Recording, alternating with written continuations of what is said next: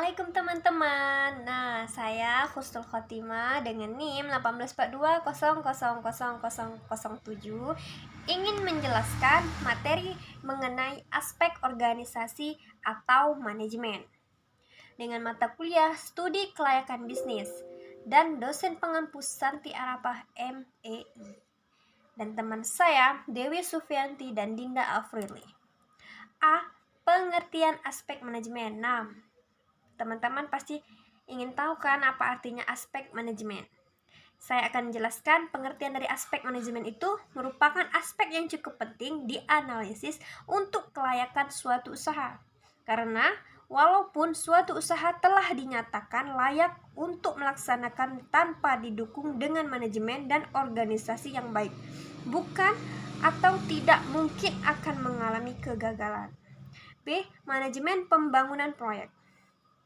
Manajemen proyek itu adalah sistem untuk merencanakan, melaksanakan, dan mengawasi pembangunan proyek dengan efisien. Pembangunan proyek harus dapat menyusun rencana pelaksanaan proyek dengan mengorganisasikan berbagai aktivitas atau kegiatan proyek dan penggunaan sumber daya agar secara fisik proyek dapat diselesaikan tepat waktu. Yang C, manajemen sumber daya manusia. Manajemen sumber daya manusia merupakan suatu konsep yang bertalian dengan kebijaksanaan, prosedur, dan praktik bagaimana mengelola atau mengatur orang dalam perusahaan untuk mencapai tujuan yang ditetapkan. Nah, di sini ada analisis jabatan, perancangan jabatan, perencanaan sumber daya manusia. D, organisasi. Nah, di sini ada organisasi, teman-teman. Dan saya akan menjelaskan struktur organisasi formal disusun untuk membantu pencapaian tujuan organisasi agar lebih efektif. Struktur organisasi formal disusun untuk membantu pencapaian tujuan organisasi agar lebih efektif, dan desain struktur organisasi ditentukan oleh satu strategi organisasi, yang kedua ada lingkungan, yang ketiga ada teknologi. Untuk bentuk organisasi. Dalam praktiknya, bentuk organisasi disesuaikan dengan bidang usaha yang dijalankan. Kemudian juga disesuaikan dengan kebutuhan organisasi itu sendiri. Berikut ini beberapa jenis bentuk organisasi yang umum. 1. Bentuk organisasi yang ditinjau dari jumlah pimpinan puncak dapat dibedakan. A. Organisasi yaitu memiliki pimpinan puncak 1 orang. Contohnya perusahaan perseorangan. B. Organisasi yang mempunyai pimpinan puncak lebih 1 orang atau dewan. Contohnya perseroan terbatas atau firma. 2. Bentuk organisasi berdasarkan hubungan-hubungan dan wewenangnya.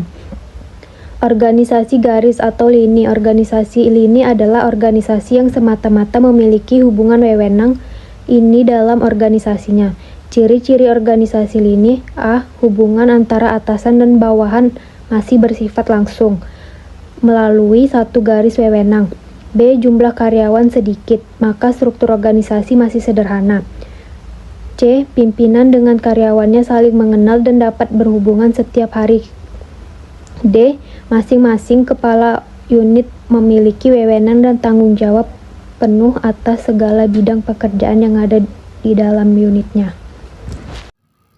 Organisasi fungsional. Ciri-ciri organisasi fungsional yaitu A. Pembidangan tugas secara jelas dan tegas dapat dibedakan. Yang kedua, spesialisasi karyawan dapat dikembangkan dan digunakan secara optimal. Yang ketiga, bawahan akan menerima perintah dari beberapa orang atasan. Dan yang terakhir, koordinasi menyeluruh pada umumnya cukup pada level manajemen atas.